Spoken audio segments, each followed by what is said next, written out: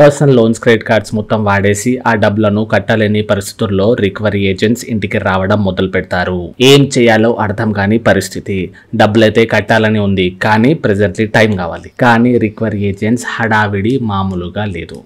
నీకు బతకడం నరకం చేసేస్తారు వీళ్ళు. ఇలాంటి సిచ్యువేషన్స్లో ఉంటే భయపడే అవసరమే లేదు. ఏ రికవరీ వాళ్ళు కూడా మిమ్మల్ని హరాస్మెంట్ చేయలేరు. అలా చేసే రైట్ వాళ్ళకి లేదు.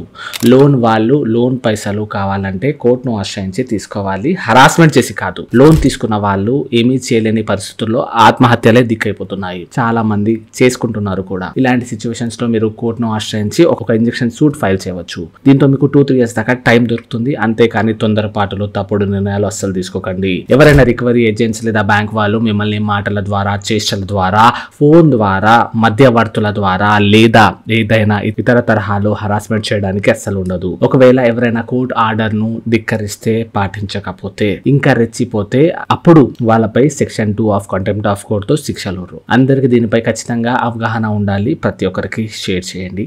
Thank you so much.